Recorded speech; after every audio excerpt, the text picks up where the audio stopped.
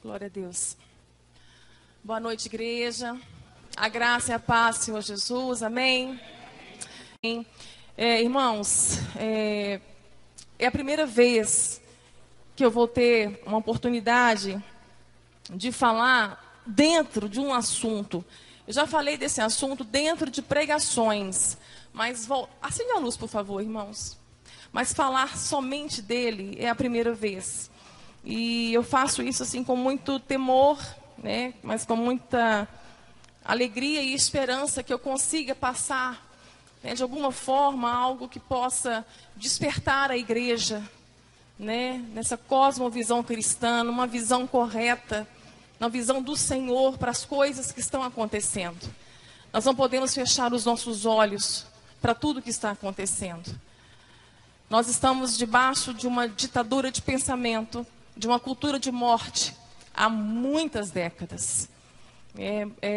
Eu costumo dizer que, assim como Moisés tirou o povo do Egito, libertou o povo do cativeiro, só que Moisés não conseguiu tirar o cativeiro da mente daquele povo. Um povo que, irmãos, 40 anos, se você for escravizado por alguma ideologia, por algum sistema, se você for escravizado na sua mente, basta 40 anos para que isso não seja só uma situação da sua vida. Vai passar a ser uma condição da sua vida. Você se condiciona a essa escravidão e começa a viver isso como se fosse algo normal. Então aquele povo ficou 400 anos cativos. Então eles foram condicionados totalmente na mente, escravos na mente.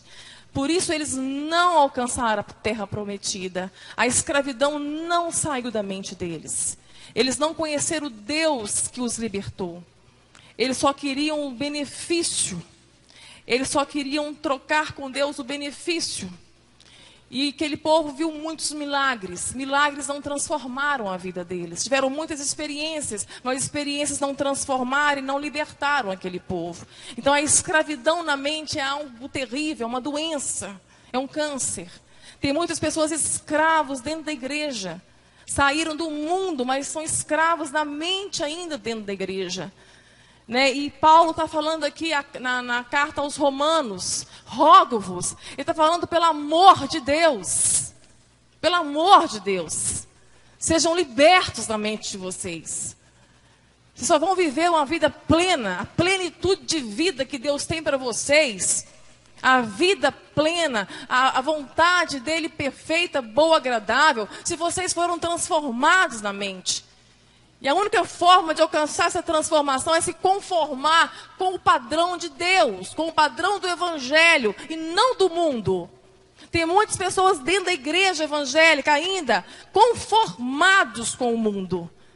Vivendo o mundo dentro das suas vidas, dentro das suas casas, na frente das suas televisões, com seus celulares nas mãos. Tem muita gente vivendo o padrão do mundo, vivendo o secularismo na vida. Não estão libertos. Não conseguem viver a vida plena. Queridos, a vida plena é nossa. Deus tem uma família plena para nós. Deus tem uma saúde plena. Deus tem filhos plenos. Deus tem casamento pleno. Deus tem igreja plena. Deus tem plenitude de vida para os seus filhos. Mas nós estamos vivendo isso. Nós estamos alcançando, estamos muito aquém da cruz. Por causa da escravidão que há na nossa mente. Uma das fortalezas mais terríveis que nós temos sofrido o embate, nós temos tido embate mesmo no púlpito, é contra o humanismo cristão. Uma fortaleza, uma escravidão dentro de milhares de mentes, no mundo inteiro, disseminado pelos Estados Unidos. O humanismo cristão colocou o homem no centro do culto. Entronizou o homem e destronou Deus. A pregação é para o bem-estar do homem, é para que o homem se sinta bem dentro da igreja, confortável na cadeira, que seja uma palavra que massageie o ego, que vá ao encontro do ventre dele. As músicas são para ele, para a vitória dele, para a conquista dele, para o sucesso dele. Então tudo isso tem girado em torno do homem, é uma outra escravidão. E desconstruir isso, irmãos, é só pela palavra. Nós somos limpos pela lavagem da água. A água é a palavra de Deus. Só há uma forma de sermos libertos. É pela palavra de Deus, pelo Evangelho de Cristo. E eu trago comigo uma palestra que eu ouvi, e eu vou pedir até o Geraldo, ele até escreveu para mim, para colocar ali o nome dessa juíza. Né? Eu vou pontuar algumas coisas, vou compartilhar algumas coisas que essa juíza de direito dá para um grupo de legisladores. Ela é daqui de pertinho, de Divinópolis, e é uma católica fazendo um serviço ao reino de Deus. Uma mulher que Deus tem usado nessa hora, irmãos, para abrir os olhos de muitos pais, muitas famílias. E nós precisamos estar alertas, né, para aquilo que está acontecendo.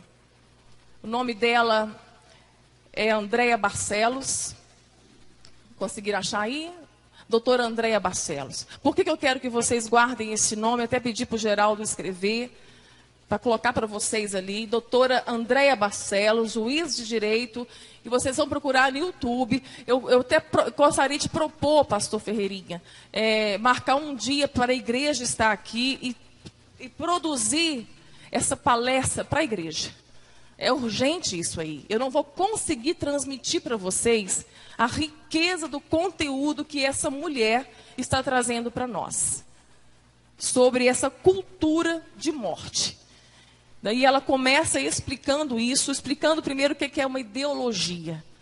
Ela explica mais ou menos assim, que é um corpo, é um conjunto, é um corpo fechado de ideias, de crenças, onde uma ideia básica, porém falsa, vai ser trabalhada com raciocínios muito lógicos, a ponto de que as pessoas vão até as últimas consequências, porque acreditam nessa ideologia como uma verdade, porém é uma falácia, é um sofisma, é uma ideia até lógica, porém falsa. E as ideologias, elas entram sorrateiramente, sutilmente, até conseguir alcançar o alvo deles, porque eles têm um alvo particular. Não é para o bem comum. Eles têm um interesse particular. Exemplo, a ideologia nazista partiu de qual premissa? Os alemães queriam uma raça pura. Então foi passado para eles que o melhor filósofo, os melhores pintores, os melhores artistas, os melhores escritores, os melhores tudo no mundo eram os alemães. Então, a partir disso, eles disseram que a Alemanha teria que ser a raça pura do mundo. É uma ideia falsa. Partiu de qual premissa? Que eles têm os melhores no mercado. Então, se eles têm os melhores homens no mercado, então, a partir disso, eles têm que ser a cultura, o povo que vai ser o povo único. Então, isso começou a entrar na mente dos alemães, disseminado por Adolf Hitler. Então, eles começaram a pensar, o tio Hitler tem razão. Realmente, nós somos os melhores. Então, essa raça inferior tem que morrer. Até chegar nisso, irmãos, foi um trabalhar. Viu? Um trabalhar de décadas.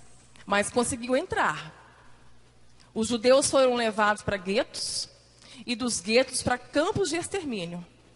Foram mais de 6 milhões de judeus mortos. Por causa de uma ideologia. O que é a cultura da morte, então? Um dos braços da cultura da morte é a ideologia de gênero. Nós vamos entrar daqui a pouquinho. Os outros braços da cultura da morte é o quê? Legalização do aborto. Tão falado, né? E cada vez vai ser mais. Suicídio assistido. Liberação da pedofilia. Abolir o incesto. Esses são braços da cultura da morte. E essa cultura da morte começou, irmãos, antes da Primeira Guerra. Na verdade, não tinha nem esse teor de cultura de morte. As famílias mais ricas do mundo, os capitalistas, família Rockefeller, a família Ford, a família Rhodes, a família britânica Rhodes, a família MacArthur, essas famílias se uniram como se fosse uma fundação, uma associação. Para quê? Construir escolas, hospitais, teatros, tudo que pudesse ser um benefício para a humanidade. Só que quando veio a Primeira Guerra Mundial, destruiu tudo. Aí eles reconstruíram tudo de novo, famílias bilionárias. Reconstruíram tudo de novo. Aí veio a Segunda Guerra Mundial, acabou com tudo de novo. Aí eles se reuniram e falaram assim: não dá mais para reconstruir. O que nós temos que fazer é um controle populacional. E para controlar a população do mundo, nós temos que nos tornar um governo absoluto. Para conseguir a paz mundial, nós vamos nos tornar um governo único, e nós precisamos de um homem que venha ser ali o cabeça dessa paz mundial, um governo único para o mundo. Nós vamos tirar a soberania das nações. Para ter um governo único, tem que acabar com a soberania das nações. Então, nós vamos controlar a população. Aí começa a cultura da morte. Como? Nós vamos legalizar o aborto. Nós vamos começar a dar anticoncepcionais, contraceptivos. Nós vamos espalhar isso. Nós vamos investir nas nações para que eles aceitem o aborto, para que eles evitem nascimento de filhos, para que não tenham filhos. E assim foi. Em muitos países eles conseguiram entrar com esse pensamento, com essa ideologia, com essa cultura de diminuir a população através dos abortos. Só que chegou uma hora, em 1963 que isso não estava dando certo. Porque quando um casal se conhece e resolve se casar, eles querem ter filhos. Isso está intrínseco na nossa natureza humana. Deus nos fez assim. Então, um deles, Kingsley Davis, falou que, olha, vamos parar com essa ditadura, vamos parar com esse, falar de controle de população, porque não está dando certo. Vamos mostrar para as mulheres, agora em 1968, vamos mostrar para as mulheres um novo padrão de mulher. Vamos mostrar mulheres solteiras, bem vestidas, bonitas, bem arrumadas, executivas, boas, bem-sucedidas profissionais, sem interesse nenhum de casar e ter filhos. Vamos mostrar nas mídias, vamos investir, mostrar esse novo padrão de mulher, para que essas mulheres não queiram casar e não queiram ter filhos. E vamos mostrar a dona de casa, bem tipo a dona Florinda, né? Que esquenta a barriga no fogão e esfria na pia. Vamos mostrar uma mulher bem acabada, bem mal arrumada, e vão colocar isso na mídia. Irmãos, dinheiro nunca faltou para isso. Para disseminar uma cultura, basta investir. Basta investir para quê? Hoje nós percebemos isso na globalização. Cantam a mesma música, vestem a mesma roupa, gostam dos mesmos programas. Nós temos aí canais como a Globo Lixo, que faz um desserviço ao reino de Deus. Investimento pesado na Globo. E outras redes também de televisão, para disseminar tudo que associações e fundações fazem e querem. Porque tudo isso, queridos, é tratado na ONU. É tratado na ONU. E da ONU isso é disseminado para o mundo inteiro. Só que a ideia de Kingsley Davis não foi muito bem aceita. De fazer esse padrão feminino e subjugar a dona de casa, como se nada fosse. Não deu certo. Aí veio então uma mulher chamada Adrienne Germain.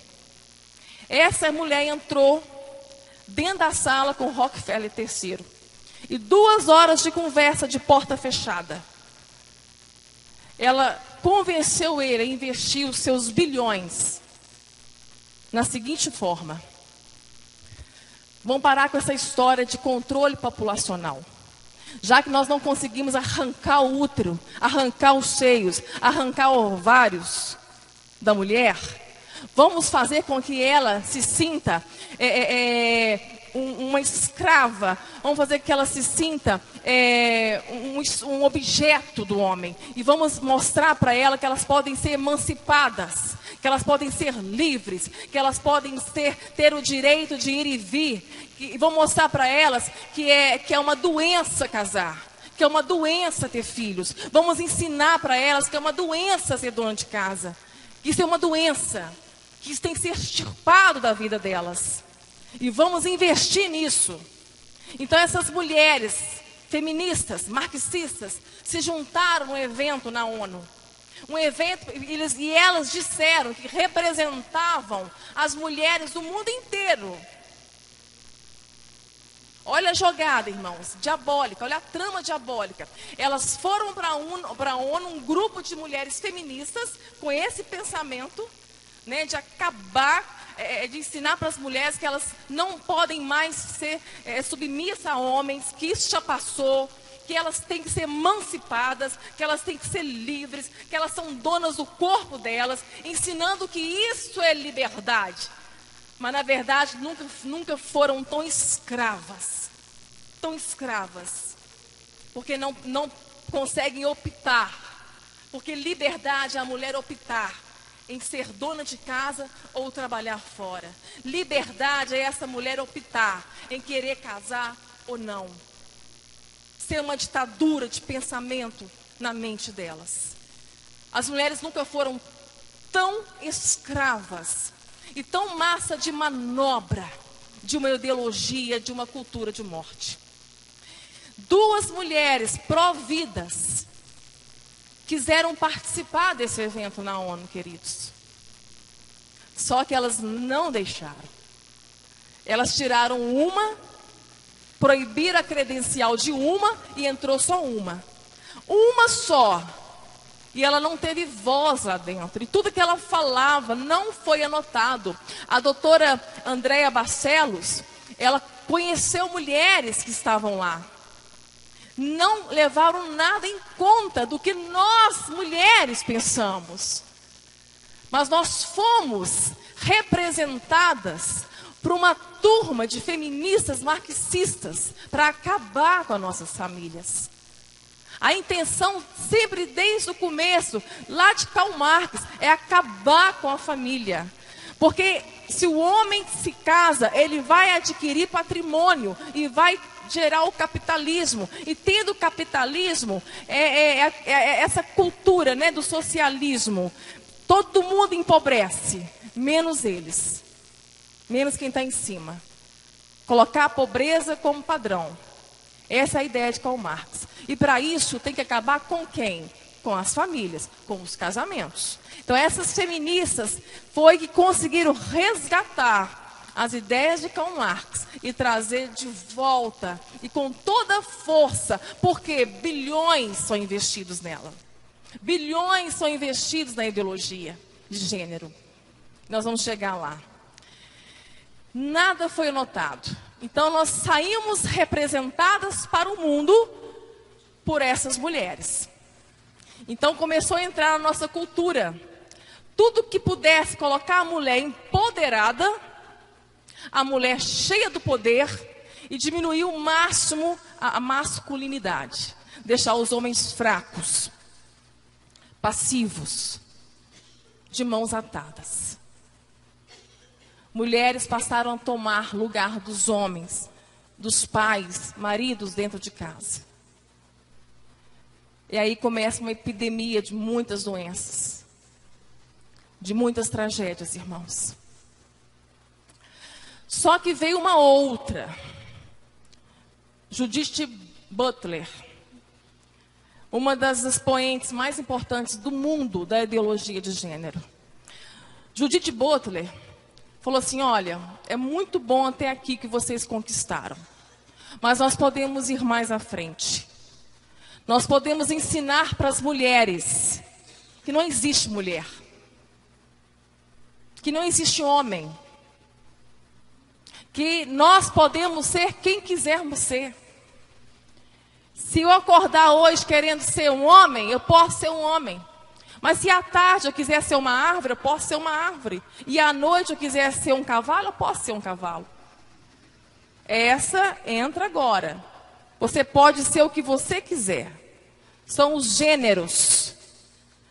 Entrou na ONU e foi disseminado, foi tirado, foi tirado de nós, quando vai preencher sexo, feminino ou masculino. Agora é gênero. Desde 95, debaixo do nosso nariz, elas foram entrando com tudo isso. Um britânico, acho que, não sei se foi Ford, agora não lembro, a doutora fala sobre isso. Ele morreu, só que ele deixou a fortuna, 80% da fortuna para a instituição. Para a instituição que governa, em Ford. E ele, eu não sei se foi ele, acho que foi ele mesmo. E ele deixou 80% da fortuna dele. Fecharam todos os setores do mundo que a associação ajudava. Sabe qual ficou aberto? O setor da ideologia do gênero. Bilhões. Nunca se ouviu falar tanta ideologia de gênero de alguns anos para cá, não é, irmãos? As nossas crianças são bombardeadas dentro da escola há muito tempo. As nossas faculdades são palcos de discípulos de Judith Butler há muito tempo. Nós estamos na ditadura de pensamento. A geração, nós estamos perdendo ela. Eles acham que podem ser o que quiserem ser. Se a menina nasceu no corpo de menino, ela pode ser o que ela quiser ser. É isso que a ideologia ensina. Ninguém nasce menina, ninguém nasce menino. Depois escolhe o que você quer ser. Em alguns países, amados, os pais são proibidos. Proibidos. Estão perdendo a guarda dos filhos. Se eles ensinarem para suas crianças, não é chamado mais de menino nem de menina. Tem toda uma corrente, todo um viés por trás da ideologia de gênero. Se entrar como lei, entra muita coisa junto. Inclusive ser proibido de falar menino e menina. É criança. Se os pais tentar formar sexualidade na criança, na hora que eles forem buscar os filhos dele na escola, elas já não vão estar lá mais, vão estar no abrigo. Países de primeiro mundo, como Noruega, Suécia, países britânicos. Pais estão perdendo seus filhos porque deixaram correr solto a lei da cultura de morte. A Suécia, um país do primeiro mundo, irmãos. A ideologia de gênero da reina lá há muito tempo. Banheiro é um só. Banheiro é um só. Para os gêneros, para todos os gêneros. Todos os gêneros. É o segundo país do mundo campeão em estupro. Ele não teve referência de pai. O pai o desprezava. O pai o desprezou. Aí a perda da identidade sexual, irmãos, na maioria das vezes começa assim. E logo depois, Satanás está muito à espreita disso, e observando todo um cenário, pode surgir, a pior situação que pode surgir, o abuso. Eu converso com homossexuais que foram abusados com 5 anos de idade. Com 5 anos de idade. Da mesma forma, as meninas, elas automaticamente vão para os pais. Menina é mais apegada no pai. Só que o pai também precisa devolver essa menina para a mãe. Porque é a mãe que vai formar a feminilidade, não é o pai. A mãe tem que formar a feminilidade nessa menina. A doçura, a ternura, a meiguice. Nós não podemos perder isso. Nós somos mulheres fortes em Deus. Mas nós não somos empoderadas. A nossa força está em Deus, não há poder nenhum em nós. O poder de Deus se aperfeiçoa na nossa fraqueza. Nós somos fortes para cumprir o nosso papel como esposas, de auxiliar os nossos maridos, de devolver o lugar dele, que é dele, que Deus o colocou para liderar, para prover, para proteger a sua casa, para dar segurança à sua família. Tem mulheres, queridas, que estão desesperadas porque seus homens nem falam, são omissos. Mulheres, não tomam o papel deles. Peça a Deus muita paciência e o Espírito Santo para te encher, para você ensinar esse marido a liderar. Você vai delegar para esse marido aquilo que ele tem que fazer e não você. Tem coisas que só nós podemos fazer, como gerar filhos, amamentar, auxiliar o marido para que ele cumpra a função dele. Agora, tem coisas que nós não podemos fazer. Só o homem pode fazer. Ser um líder na sua casa. Nós somos a tipologia de Cristo e a igreja. Não é quem Cristo manda e a igreja obedece se tiver juízo. Não, queridos. Há uma relação de amor. Há uma relação de respeito. E nós somos a figura desse amor, dessa aliança de Cristo e a igreja. Ele deu a sua vida pela igreja. Ele deu a sua cabeça a prêmio pela igreja. Ele não desistiu da igreja. Que os maridos façam isso, mas que possamos também, queridos, eu entendo a submissão como ceder, abrir mão do desejo que nós temos de controlar os maridos. Isso está em nós.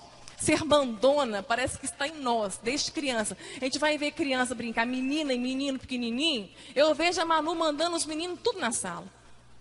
A mãe desmanda. Está em nós. Por isso que a lei é para nós da submissão. Tudo que Deus faz, querido, é com uma ordem. A ordem que Deus coloca as coisas para nós é para o nosso bem. Houve um rompimento de autoridade lá atrás. O primeiro transgressor da lei da autoridade, da lei da submissão, o primeiro transgressor foi quem? Foi Lúcifer. Lúcifer, quando ele transgride a lei da autoridade, o que ele perde? Ele perde a sua identidade de anjo de luz. E passa a ser o diabo, anjo das trevas. Então ele sabe muito bem roubar uma identidade. Aonde ele perdeu é aonde ele vai roubar. Ele faz com que Eva faça a mesma coisa.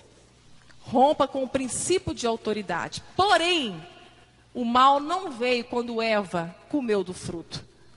Toda a ruína, toda a queda do pecado veio quando o protetor dela, o líder dela, que deveria estar do lado dela, não estava. E cedeu e comeu daquele fruto. Não colocou ordem na sua casa. Não obedeceu a ordem que Deus deu a ele, de guardar o jardim, de protegê-lo, de edificá-lo. A queda veio quando Adão descumpriu, quando Adão rompeu com a lei da autoridade.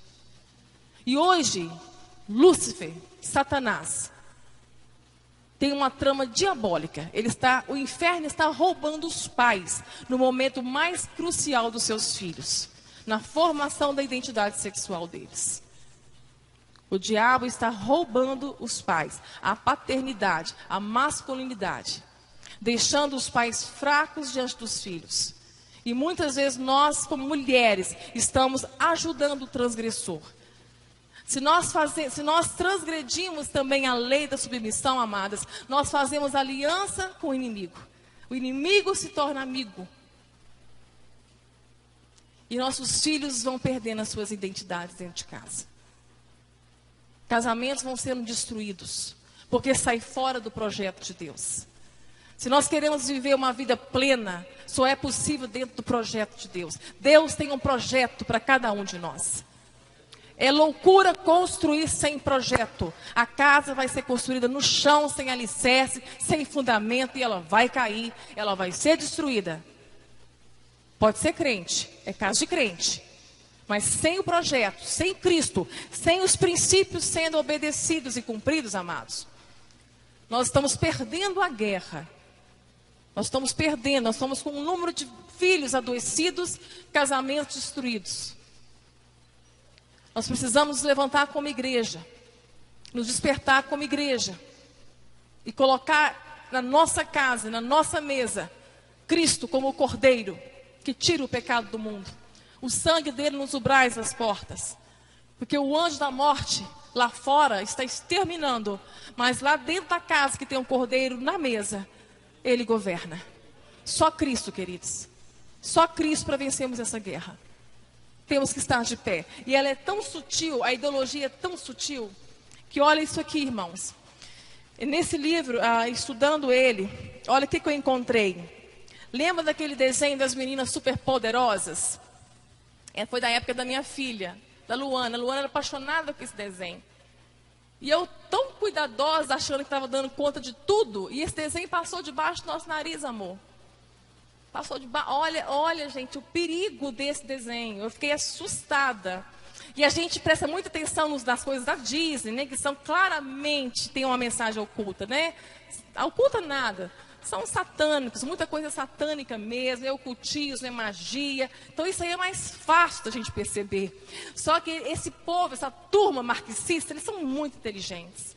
Né? Eles são muito espertos. Né? Eles fizeram com o nosso país o que fizeram há décadas.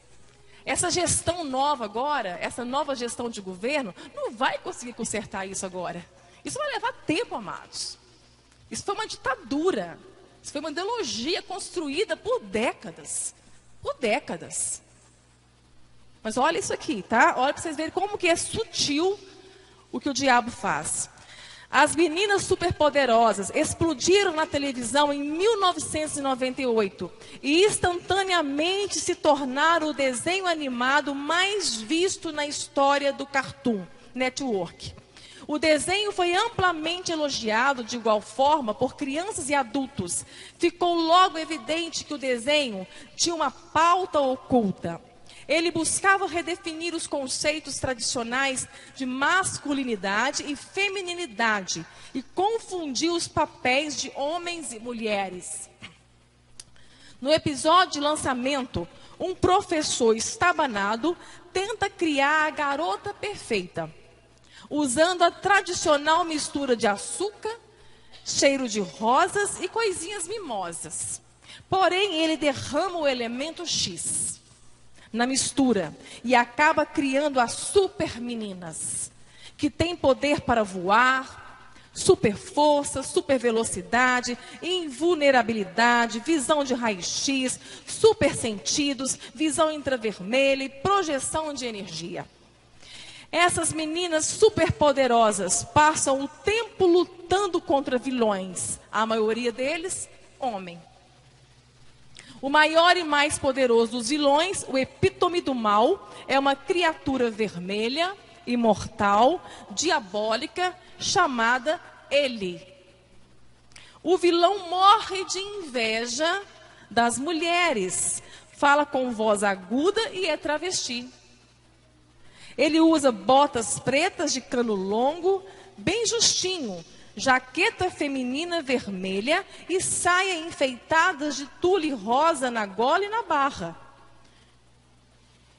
Em um dos episódios mais assistidos, as meninas superpoderosas lutam contra seus correspondentes masculinos, os meninos desordeiros, agora presta atenção, que foram criados a partir de lesmas, caramujos e rabos de cachorro sujo. O elemento X é substituído por um pouco de água do vaso sanitário do presídio. Gente, eu estou lendo isso aqui para vocês e arrepiando. A Luana tem um apelido, amor. Qual é o apelido da Luana que eu chamo ela? Você lembra? Docinho. Porque ela da superpoderosa, ela que ela mais gostava. Irmãos, eu não percebi isso.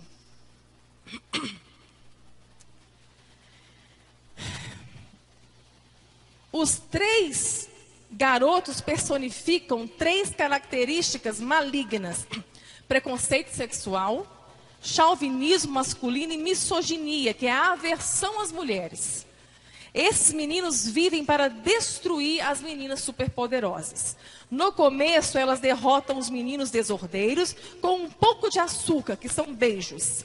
Mas quando o vilão, ele reaviva os meninos e torna-os ainda mais poderosos e resistentes aos beijos, as meninas têm de descobrir outra forma de lutar contra eles. Irmãos, olha a outra forma de lutar contra os meninos e destruí-los, tá?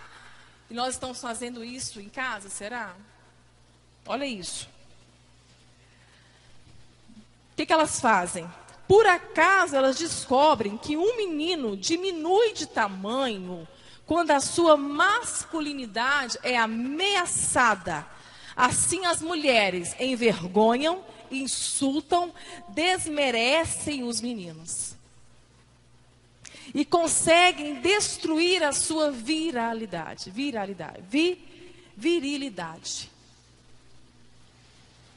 Quando a masculinidade é atacada, os meninos diminuem de tamanho e são derrotados. As meninas superpoderosas não passam de personagens de desenho animado, mas refletem conceitos sobre homens e mulheres bastante comuns nos dias de hoje. As mulheres é que são poderosas, as mulheres é que são inteligentes, as mulheres têm que salvar os homens deles mesmos. Os meios de comunicação retratam os homens como maldosos, agressivos, violentos ou como seres inferiores, apatetados, tolos e incompetentes. Cabe às mulheres ser fortes, liderar e tomar o controle. Como diz uma cantiga americana, moderna, da pré-escola: meninas na dianteira, meninos na rabeira. As meninas superpoderosas foi apenas uma entre inúmeras tentativas que a mídia fez de mudar os elementos que compõem meninas e meninos. Igreja, isso é grave. Isso conota uma guerra espiritual, mas uma guerra social, uma guerra familiar. Tentaram tirar os nossos filhos de nós para que o Estado educasse nossos filhos. Eu não sei até quando os nossos políticos vão conseguir, porque cada vez mais eles estão sendo pressionados e muitas vezes obrigados a assinar leis. Então, que possamos levar a sério o momento que estamos passando. Isso cada vez mais vai estreitar. Nós estamos no cenário do anticristo. Isso faz parte de toda uma trama, de todo um cenário, de uma nova ordem mundial, que essas famílias já estão há muito tempo já no poder e manipulando todo o comportamento humano através das mídias, das internets, das músicas e das modas. E das comidas e de tudo. Eles estão conseguindo e conseguiram entrar em tudo e subverter nossos valores. E nós não podemos deixar que isso entre pelas portas da nossa casa e da nossa igreja, queridos. Que possamos, como família e como igreja, nos levantar e lutar pelos nossos filhos. Lutar pela geração que está crescendo. Que ainda dá tempo, queridos, de resgatá-los de toda essa perversidade. Mas tem que partir de nós, principalmente nós mulheres, irmãs. Nós mulheres, devolver o lugar para os nossos maridos. Orar pelos nossos maridos. E vocês, maridos, aprenderem a falar, aprenderem a mostrar fraqueza, aprenderem a lidar com dores, aprenderem a pedir ajuda. Isso não é fraqueza. Então, agora uma mulher submissa, mas submissão, queridos, não é omissão. Submissão não é omissão. É ajudar o marido na liderança, com sabedoria, com aconselhamento. A última palavra é dele. E essa é a responsabilidade pior. Porque se ele errar, ele leva toda a família junto. Por isso que antes da ordem de ser submissa, Paulo fala para sujeitarmos uns aos outros. Sujeitai-vos uns aos outros. Não é quem manda obedece quem tem juízo. Tribos tem chefe. Família tem líder. Se você aconselhou o teu marido, deu uma direção de Deus para ele, pediu para que ele orasse mais antes de tomar qualquer decisão, ele não orou, ele não quer te ouvir, ele vai tomar a decisão. A última palavra é dele. Fique em silêncio, que Deus vai trabalhar, que Deus vai fazer. Se você honrar os princípios, Deus vai te honrar dentro da sua casa, querida. Nós temos visto isso. Glória do Senhor. Então, queridos, aquilo que Paulo fala, pelo amor de Deus, eu rogo a vocês, que não vos conformem com esse mundo. Não tomem a forma mulher desse mundo. Não tomem a forma marido desse mundo. Mas que nós sejamos transformados pela renovação da nossa mente. Para que possamos assim viver a plenitude da vontade do Pai para as nossas vidas. Amém, igreja? Que Deus abençoe as nossas famílias. Feche os teus olhos. Pai...